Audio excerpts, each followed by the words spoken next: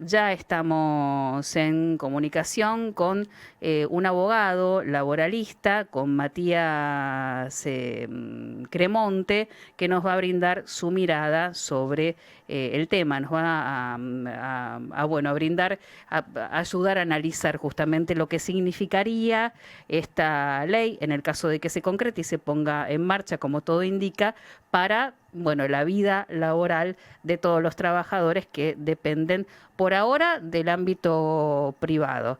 Matías, buenos días, ¿cómo estás? Hola, buenos días, ¿cómo estás?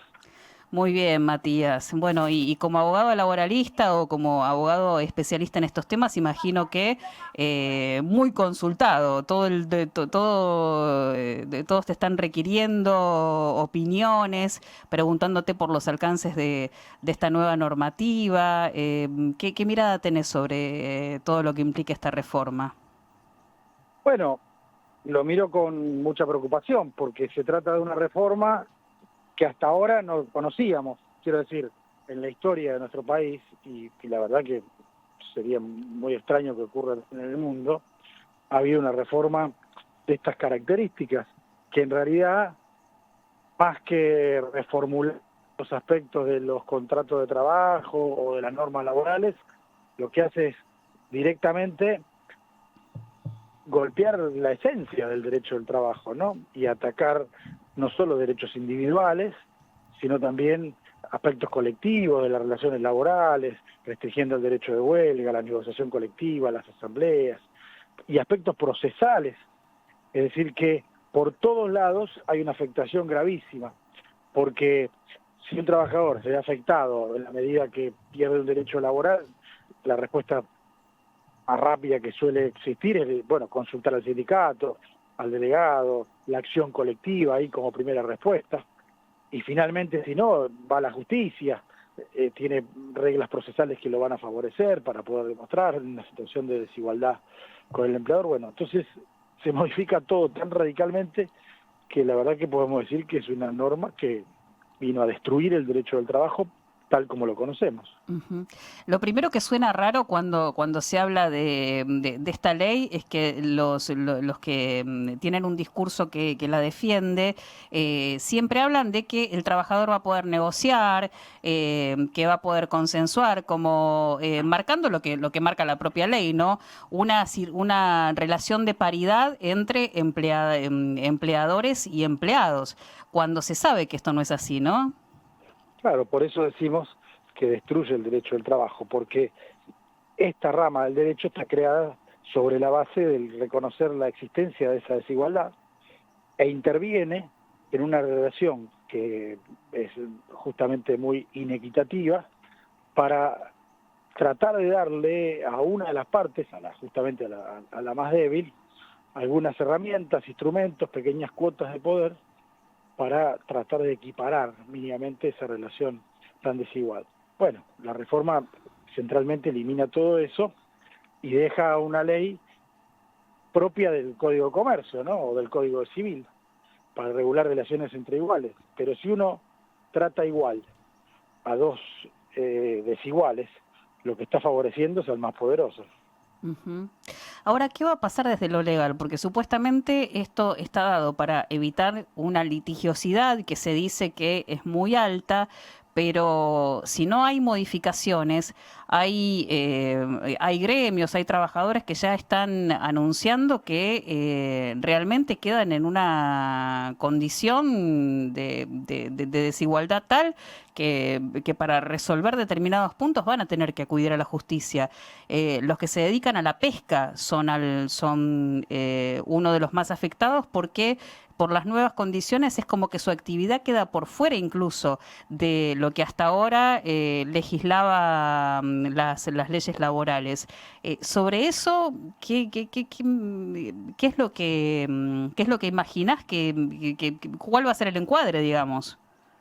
Sí, yo creo que en ese aspecto, en lo que hace a exclusiones de la aplicación del régimen laboral, los sindicatos afectados en representación de todos los trabajadores, en ese caso embarcados, porque esa es la discriminación que hace la ley, dice que no se aplica al personal embarcado, entonces todos los gremios, la mayoría de los gremios marítimos o fluviales van a verse afectados por esto, seguramente presentarán acciones judiciales, ¿no? Porque es una discriminación muy grave la de sacarles la protección de la legislación laboral. Claro. Y esto podría terminar, bueno, eso que se dice de evitar litigiosidad, todo estas decisiones que implican en determinados artículos, lo que parece que van a potenciarla, ¿no? Sin duda, en estos casos concretos, rápidamente, pero después se va a generalizar. Cada vez que haya un despido, un trabajador va a reclamar por los derechos, la reparación del daño que le ha causado esta reforma laboral, en tanto le fue quitando derechos, entonces por ahí le redujeron el salario, seguramente le pagan una indemnización menor en el momento del despido. Todo eso va a dar, digamos, una mayor cantidad de litigios. Ujú.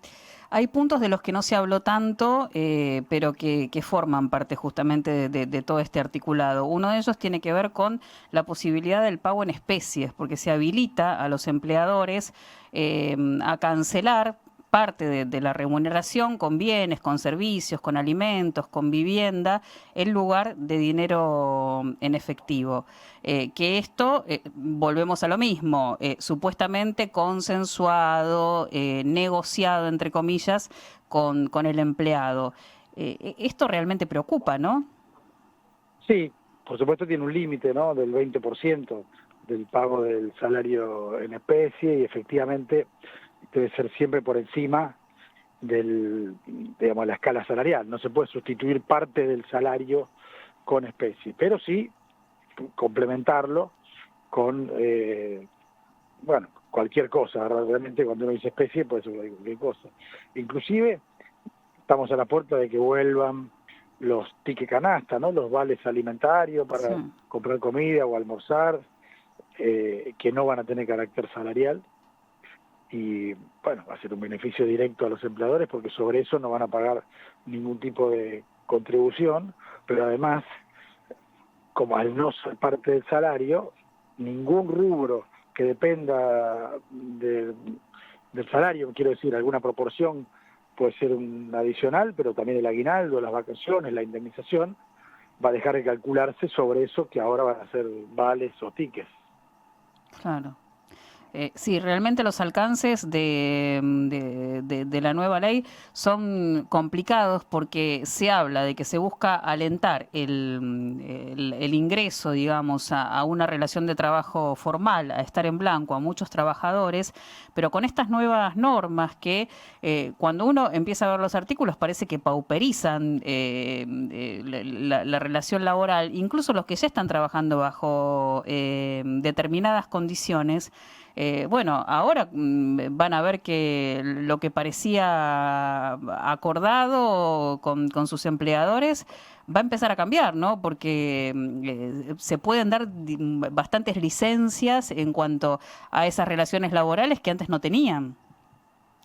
Sí, por supuesto, va a afectar a todo el mundo, pero además está construido un argumento sobre una base muy falsa, que es en la medida que se quiten derechos, eso va a incentivar a la contratación de mayor personal o del registro de las relaciones existentes, y eso no va a ocurrir porque el empleo crece o se destruye en función de la actividad económica, de las políticas económicas del gobierno y no de la legislación laboral. Es realmente intrascendente eso. Y hoy se están destruyendo empresas y empleos como consecuencia de esta política económica, no de la legislación laboral. Entonces el resultado va a ser igual de catastrófico, con Hay, peores derechos, ¿no? ¿Hay algo positivo que vos hayas visto o que te parezca realmente como para marcar como algo que podría ser bueno dentro de todo lo que incluye la ley? No, pero no es extraño que no lo haya, porque el sentido de la ley no es mejorar las condiciones de trabajo, no es que se analizó y se proyectó con una mirada protectoria. Lo que se hizo fue sobre la base de darle más derechos a los empleadores, quitándoselos a los trabajadores, facilitar los despidos, con esa falsa premisa de que con ese camino iba a redundar, digamos, en un efecto virtuoso. en general, y bueno, no va a ocurrir, por supuesto. Ujú. Uno de los grandes cuestionamientos tiene que ver con que ahora parece que las empresas van a tener, en lugar de ver un obstáculo en la posibilidad de despedirse, facilita, se allana ese camino, porque los fondos para el pago de indemnizaciones, que con la base de cálculo se van a pagar por montos menores a lo que los que se usan ahora para esos pagos, los va a terminar financiando el Estado por un fondo que se crea. Explícanos lo que tiene que ver con ese fondo. Claro, se crea un fondo de asistencia laboral, llamado FAL, al cual deben aportar todos los empleadores un porcentaje del salario de cada uno de los empleados que tenga. Pero claro, para que eso no signifique un incremento de las contribuciones patronales, esa misma proporción en la que se aumenta se reduce de lo que hoy son contribuciones a la seguridad social o a las jubilaciones. Entonces, no es exagerado decir que son los propios trabajadores los que terminan financiando, subsidiando un fondo para pagar sus propias indemnizaciones por despido. Uh-huh. Y esos fondos que ANSES vuelca se van a, son los que no van a estar para para las futuras jubilaciones, digamos.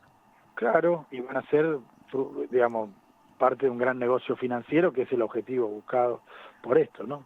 Como eran las AFJP. Claro, ¿por qué se habla del regreso de las AFJP con esto? ¿Cuál sería el mecanismo?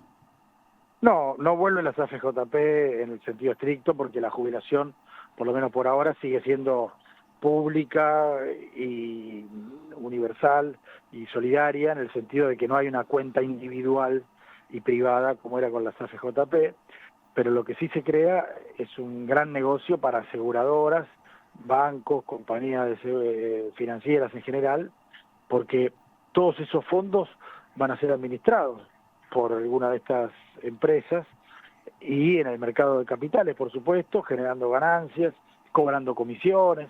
Entonces, la comparación que se hace con las AFJP es en cuanto al sentido, al negocio que está creando, aunque no modifique, por lo menos por ahora, el sentido de la jubilación. ¿Existe el mismo riesgo que va a existir, digamos, en el caso de que esto se concrete, el mismo riesgo que existía con las FJP? Porque te decían, la plata que tienen las FJP va a estar en movimiento. Se puede incrementar, pero también, si hay un movimiento raro de mercado, capaz que vos te jubilás en un momento en el que se desfinanció esa FJP y resulta que esa plata que vos tenías asegurada no está. ¿Puede pasar algo similar? Sí, pero en ese caso el perjuicio es directamente para los empleadores, que no van a ver ningún beneficio en general, pero además puede ocurrir eso, que pierdan el dinero porque las inversiones no dan rentabilidad, no dan ganancias, pero igual van a seguir obligados a pagar la indemnización si despiden a alguien sin causa. Bien. Entonces, a los que va a perjudicar es a ellos. Por supuesto, si la empresa a raíz de eso se transforma en insolvente, termina perjudicando a los trabajadores también. Claro. De todo lo que charlamos, lo que vos considerás, independientemente de lo que venís contando, como más grave o que bueno, o que genera un retroceso mayor en todo lo que tiene que ver con la actividad laboral tal y como y las relaciones laborales tal y como las veníamos viviendo hasta ahora. ¿Qué puntualizarías? ¿Qué marcarías? Solo para hablar de algo que no conversamos en esta charla, porque si no, no es fácil jerarquizar el nivel de los perjuicios que genera la ley, pero creo que los aspectos colectivos son igual de graves que los individuales, porque se restringe de manera casi prohibitiva el derecho de huelga, lo mismo con el derecho a reunirse, a hacer asambleas, la negociación colectiva. El derecho de huelga, ahí te pongo un punto, porque en realidad lo que se dice es que se siguen declarando esenciales algunas actividades que no tendrían incluso por qué serlo, porque no tiene sentido, y eso es lo que evitaría, digamos, que se pudiera hacer una medida de fuerza importante. No solo eso, se amplía muchísimo lo que se considera servicios esenciales, casi todas las actividades pueden ser consideradas esenciales, o dentro de una nueva categoría que crea la ley también, que es servicios de importancia trascendental, pero lo grave es que en ambos casos la ley misma le pone un límite y dice que en el caso de huelga en los servicios esenciales deberá garantizarse por lo menos un 75% de la dotación normal, y en el caso de los servicios de importancia trascendental un 50%, que es lo mismo que decir que la huelga no va a tener ninguna eficacia, ¿no? Claro. Bien. Por último, bueno, hemos analizado varios puntos. ¿Qué queda para el que se ve afectado y quiera acudir a la justicia? ¿Va a contar con herramientas para poder hacerlo? Porque también acá hay un tema que ha pasado o al que no se le ha puesto tanto el foco, porque es tanto lo que implica la ley, que tiene que ver que el fuero cambia también. Ahora todos los litigios que tienen que ver con lo laboral pasan, se disuelve, digamos, un estrato dentro de la justicia y pasan al manejo de un tribunal determinado que no era el que hasta ahora manejaba todos estos temas, ¿no? Sí, hay muchas modificaciones de aspectos procesales, pero puntualmente en ese sentido se elimina la Justicia Nacional del Trabajo, se crea una justicia en la Ciudad de Buenos Aires, se agrega una instancia entonces, pero sobre todo lo que se busca ahí es terminar con una jurisprudencia de muchos años de la Cámara Nacional de Apelaciones del Trabajo, que siempre fue de algún modo un tribunal señero, seguido por tribunales después de otras provincias, y bueno, se busca directamente eliminarla. Y esto en los hechos, ahora, por ejemplo, si con ese nuevo esquema yo tendría que hacer una presentación porque como trabajadora considero que hay algún tipo de incumplimiento o bueno, me veo perjudicada y quiero que la justicia me respalde. ¿Cómo sería el trámite? ¿En qué se vería afectado o cómo cambiaría a lo que soy? Bueno, primero que es difícil que mientras alguien está en el transcurso de una relación laboral vigente, judicialice algo, ¿no? Le haga un juicio a su empleador. No es algo tan común.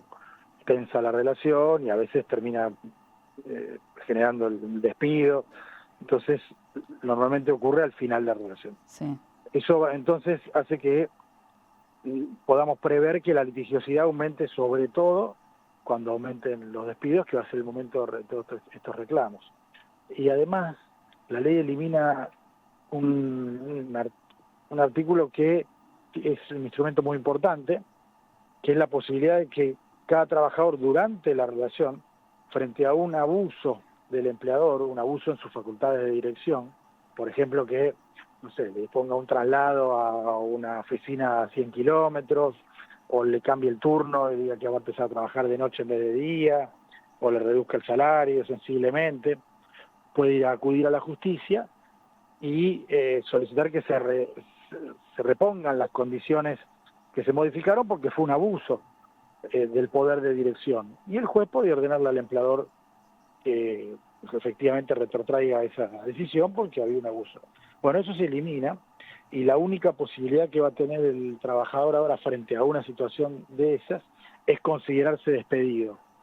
Y bueno, ¿quién se va a considerar despedido en este contexto? Por supuesto, situaciones de presión económica, me refiero, Sí. o el creciente desempleo, hay un condicionamiento muy fuerte, entonces se van a terminar aceptando muchas modificaciones que en condiciones normales no se aceptarían. Bueno, eso a la larga también va a terminar judicializado. Bien.